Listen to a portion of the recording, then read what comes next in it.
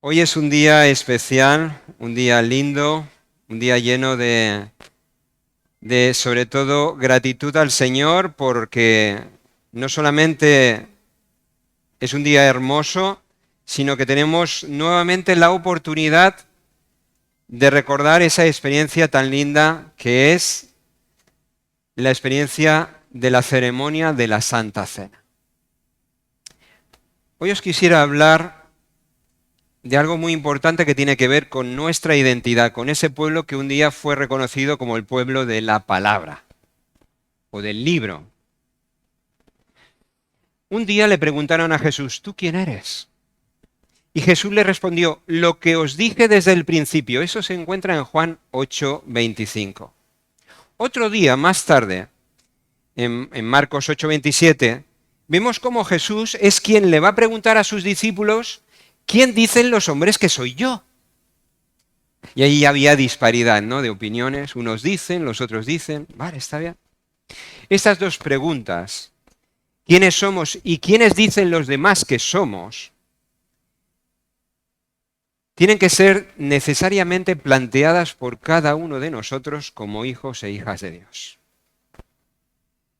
Vivimos en un mundo lleno de personas que están buscando su identidad. Desde que el ser humano ya viene al mundo, una de las primeras frases que se empiezan a escuchar es, oye, ¿este a quién se parece más? ¿Al papá o a la mamá? ¿Lo han oído ustedes también? ¿Lo habéis oído? ¿Sí? Uno ya va creciendo. Si tiene hermanos o hermanas, ya pasamos a otras preguntas. Empiezan a compararnos con el hermano, con la hermana. Si además tienes un hermano o una hermana gemelos, como es mi caso, la cosa ya se complicó, ¿no? Ya de continuo. ¿Quién es quién y quién es mejor, quién es peor, quién es...? La comparación. En esta búsqueda de identidad, ese método que tanto usamos en la sociedad hoy en día, tiene sus peligros. ¿Cuáles son los peligros? Cuando nos comparamos unos con otros, ¿cuál es el peligro? Hombre, si el peligro es que yo salgo mal parado de la comparación, es un mal menor. Pero ¿qué pasa con la arrogancia, la vanidad, el exceso de autoestima porque me creo que soy superior o mejor que el otro? ¿Qué pasa ahí? Ahí ya el peligro se hace más grande. Cuando reflexionamos como pueblo adventista, ¿qué dos peligros tenemos que afrontar a día de hoy? Hay dos tendencias. Hay una tendencia que siempre está ahí intentando arrastrarnos, el espíritu mundano que nos rodea que niega la existencia de Dios, pero hay otra que es la creernos mejores que los demás. Manifestar el orgullo espiritual. Fijaros, si la primera tendencia o el primer peligro es grave, porque nos puede llevar a vivir en pecado, aún en esa condición hay posibilidad de arrepentimiento y de vuelta a Dios. Pero ¿qué pasará con nosotros si creyéndonos santos caemos en el orgullo espiritual? ¿No será más grave? ¿Cuál debería de ser nuestra actitud, nuestra estrategia, cuando buscamos nuestra identidad como pueblo de Dios? Para no tropezar con estos males, para no dejarse influenciar con cosas que nada tienen que ver con nuestra identidad, con nuestros orígenes, y para no creernos que somos mejores que otros. ¿Cómo buscamos, cómo encontramos ese equilibrio? La clave está en no compararnos con los demás. Si hay alguien con quien nos tenemos que comparar es con Cristo Jesús. La clave es no apartar nuestra mirada, no solamente de la cruz del Calvario, sino en nuestros días, no apartar la mirada del santuario celestial donde Él está intercediendo por mis pecados en el día de hoy. La doctrina del santuario, la enseñanza del santuario, debería de estar siempre presente en nuestras vidas. Y hay una cita del Conflicto de los Siglos, página 542, que dice lo siguiente acerca del santuario. Fijaros, el pueblo de Dios debería comprender claramente el asunto del santuario y del juicio investigador. Todos los que han recibido la luz sobre estos asuntos deben de dar testimonio de las grandes verdades que Dios les ha confiado. El santuario en el cielo es el centro mismo de la obra de Cristo en favor de los hombres. Concierne a toda alma que vive en la tierra. Nos revela el gran plan de la redención y nos conduce hasta el fin del tiempo y anuncia el triunfo final de la lucha entre la justicia y el pecado. Ahí se nos recuerda que hay un juicio que ya ha comenzado y que la victoria la tenemos en Cristo Jesús. La redención no acabó en el Calvario. Está siguiendo, la obra redentora se está siguiendo ahora en marcha en el santuario celestial. Dice, la intercesión de Cristo por el hombre en el santuario celestial es tan esencial para el plan de la salvación como lo fue su muerte en la cruz. Allí se refleja la luz de la cruz del Calvario. ¿Qué entendemos por santuario? Aquí nos tenemos que parar un poco. ¿Recordáis el sueño de Jacob cuando huía de su hermano Esaú? Él tiene ese sueño y se despierta exclamando, Génesis 28 y 16, ciertamente el Señor está en este lugar y yo no lo sabía. Y tuvo miedo y dijo, cuán pavoroso es este lugar. No es otra cosa que la casa de Dios y la puerta del cielo. Génesis 28, 16. Más tarde, Moisés tiene una experiencia con Dios en la zarza ardiente. La encontramos en Éxodo 3:5. Moisés estaba acercando a aquella zarza y de repente escuchó, no te acerques, quita las sandalias de tus pies, porque el lugar donde estás es tierra santa. Tenemos a un Dios que desea vivir con nosotros en la proximidad nuestra. Es por eso que Dios le dice a Moisés, oye, dile a mi pueblo, los israelitas, que me construyan un santuario, yo quiero vivir con vosotros, en medio de vosotros. Aquel pueblo le levantó el santuario, veían la presencia del Dios Todopoderoso todos los días en el santuario, pero había un problema. Ellos no podían acceder al interior del santuario. Solamente los sacerdotes en la primera parte y solamente una vez al año el sumo sacerdote al lugar santísimo donde estaba la Shekinah, la presencia del Dios. ¿Por qué no podían entrar en la presencia de Dios? Es lo que nos tendríamos que preguntar en esta mañana. ¿No le había dado Dios a los israelitas la misión especial y vosotros me seréis un reino de sacerdotes y gente santa? ¿Esto di a los israelitas? Éxodo 19, versículo 6. ¿No les había dado esa responsabilidad, ese privilegio de ser una nación santa? ¿Por qué no podían entrar en el lugar santísimo, delante de la presencia de Dios? Aquel era un pueblo rebelde. Ese pueblo no solamente tenía que aprender a escuchar la voz de Dios, sino tenía que aprender ¿a qué? A vivir en armonía con su voz, a obedecerla en confianza, confiando plenamente que en la obediencia serían grandemente bendecidos y santificadas sus vidas. Debían de valorar la preciosa sangre del Cordero de Dios, que simbolizaba todos aquellos sacrificios de aquellos corderitos que ellos mismos sacrificaban por sus pecados. Aquella sangre estaba apuntando a la sangre de Cristo, lo que vamos a recordar en esta mañana todos nosotros hoy. ¿Cuántos años hace que estamos escuchando la palabra de Dios? ¿Cuántos? ¿Podemos contar? ¿20, 30? ¿Los más veteranos? ¿40? ¿Cuántos, Joan? Anda, tú nos has ganado a todos. Por goleada. 70 años escuchando la palabra de Dios. Y qué maravilla y qué bendición. La pregunta ¿es suficiente con escuchar la palabra de Dios? ¿O estamos viviendo a día de hoy con gozo la paz que emana de obedecer la palabra de Dios?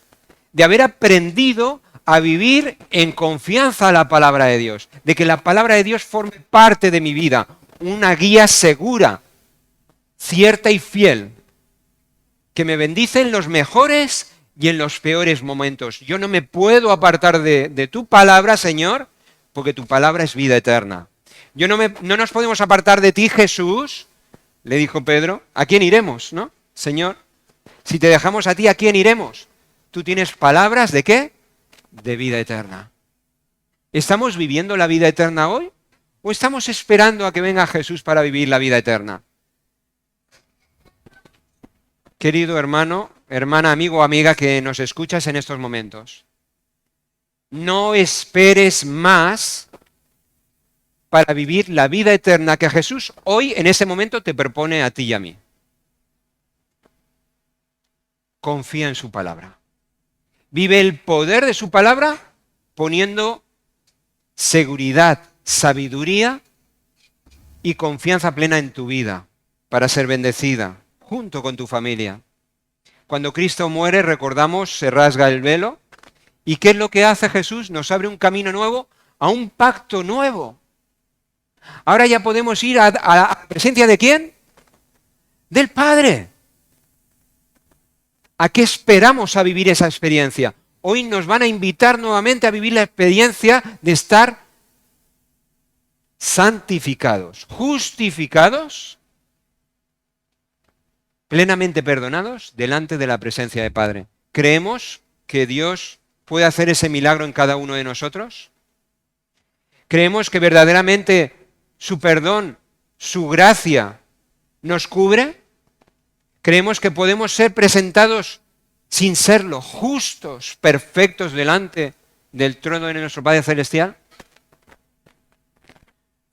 Os vuelvo a preguntar, ¿qué entendemos por santuario?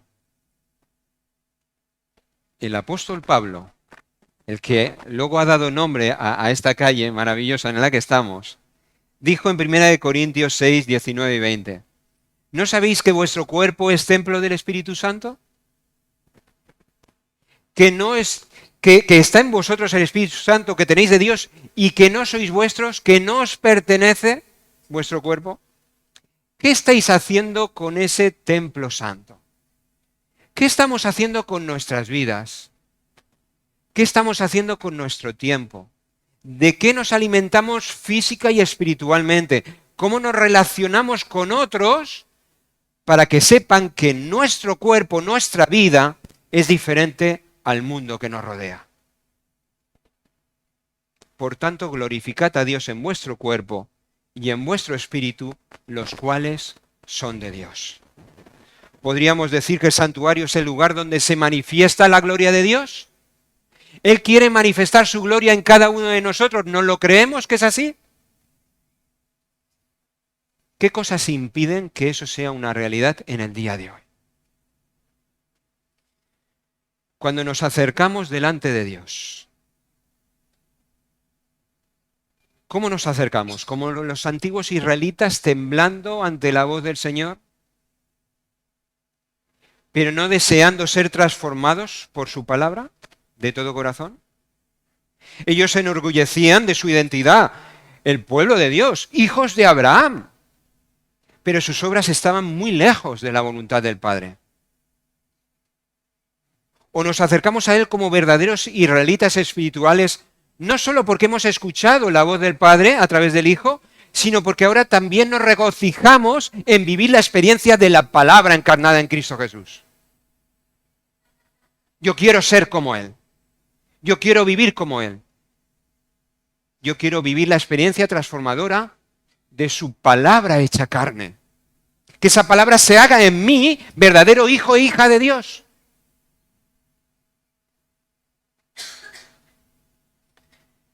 Si ya tenemos claro qué es ser un santuario del Dios Todopoderoso, estamos preparados para hacernos la primera pregunta. ¿Quiénes somos? ¿Somos verdaderos hijos e hijas de Dios? ¿Somos realmente parte de los redimidos de Israel, templos del Espíritu Santo? Y esto es una pregunta que todos nos los tenemos que hacer a nivel personal y particular. ¿Me siento verdadero hijo o hija de Dios? Si no es así, ¿qué cosas impiden que lo sea? ¿Qué cosas está impidiendo que no solamente me sienta, sino que me goce en ser hijo o hija de Dios, me goce en hacer su voluntad, sea feliz llevando no solamente su nombre, sino su espíritu en mi corazón?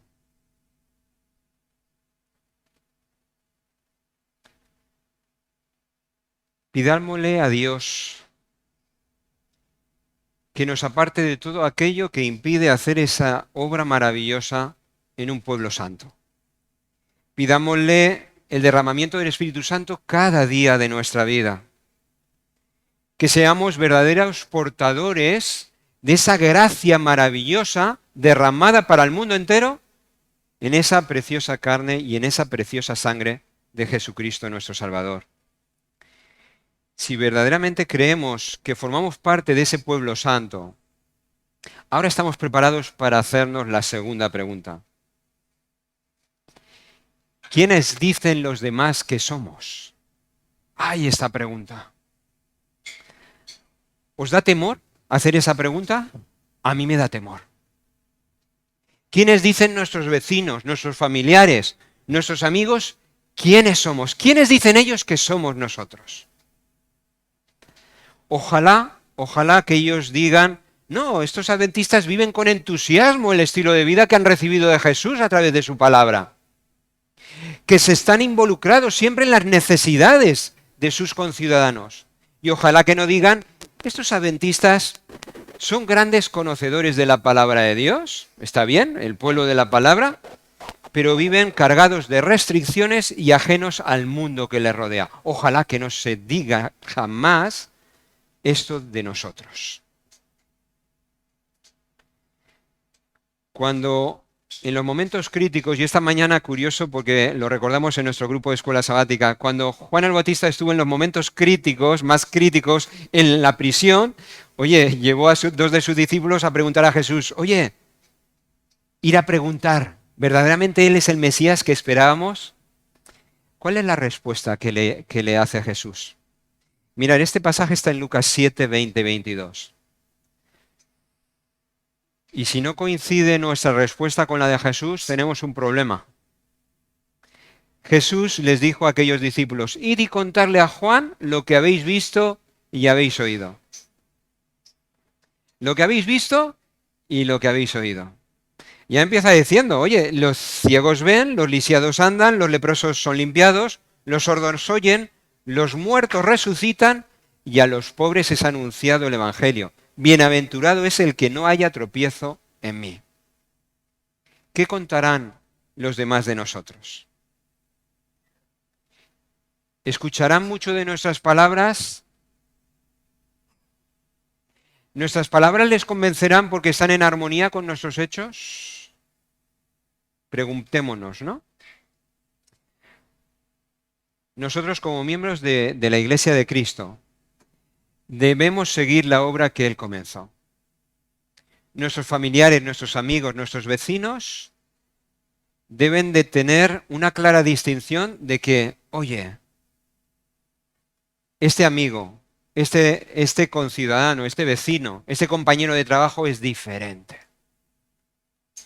Solamente si hemos sido cautivados por la vida y el ministerio de Cristo, primero aquí en la tierra y ahora en el santuario celestial, podremos ser utilizados para hacer esa obra maravillosa que Él espera que hagamos cada uno de nosotros, con el poder de su Espíritu.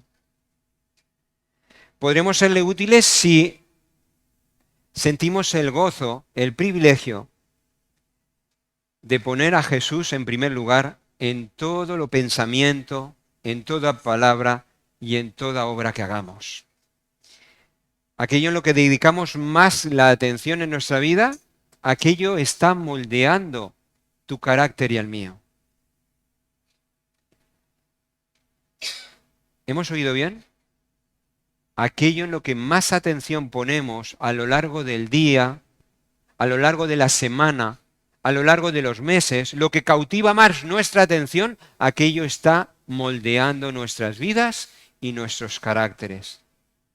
El proceso comienza por desear algo que es valioso. Entendemos que es valioso para nosotros.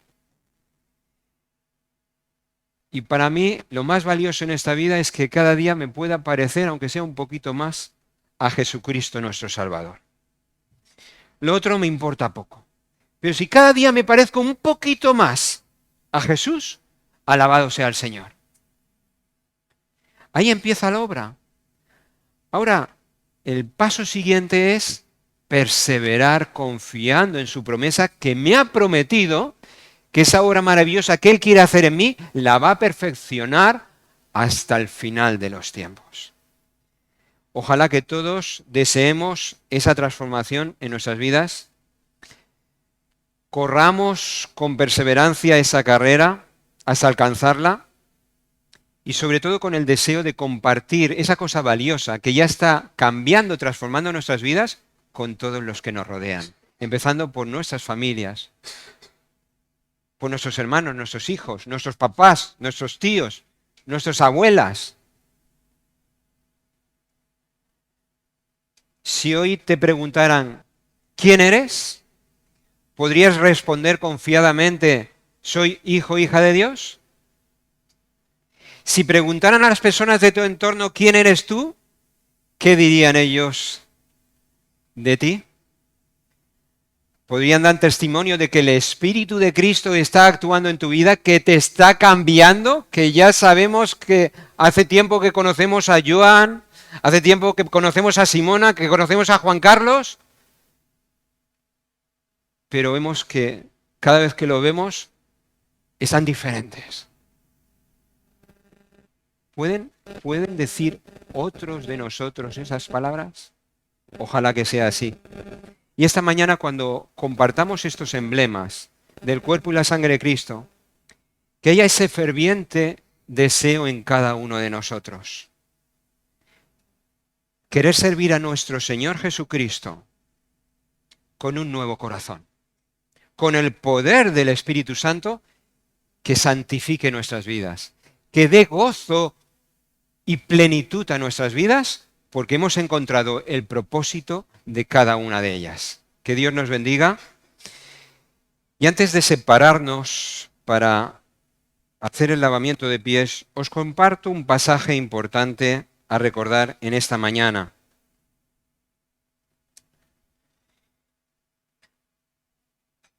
Jesús nos dejó este legado maravilloso de recordar con estos emblemas su muerte por nuestros pecados.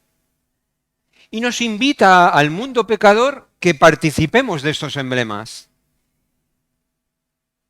Solo hay un motivo por el cual no podamos participar de estos emblemas. Y es que no conozcamos, no valoremos lo que Cristo hizo en la cruz del Calvario y lo que está haciendo ahora en el santuario celestial por mis pecados. ¿Qué valor tiene esos emblemas para mi vida? ¿Estoy dispuesto a que mi vida sea transformada radicalmente? De manera que cualquiera que coma de este pan o beba de esta copa del Señor indignamente, será culpado del cuerpo y de la sangre del Señor. El Señor no espera que nosotros seamos santos y perfectos para compartir estos emblemas, sino que confiemos plenamente en su perdón, en su gracia transformadora, en que estemos dispuestos a comprometernos para poner a Dios en primer lugar en nuestras vidas. Y ese nivel de compromiso requiere una madurez espiritual. Es por eso que los jovencitos no participan de esto, porque están en un proceso de madurez. Vean, me dirijo sobre todo a los adultos. Sigue diciendo la palabra de Dios. Por tanto, pruébese cada uno a sí mismo y coma así del pan y beba de la copa. El que come y bebe indignamente sin discernir el cuerpo del Señor, juicio come y bebe para sí. Que Dios nos bendiga. Confiemos en el Señor, que Él es un Señor perdonador, que tiene poder también para transformar tu vida y mi vida, para santificarnos y justificarnos delante de nuestro Padre Celestial. Amén.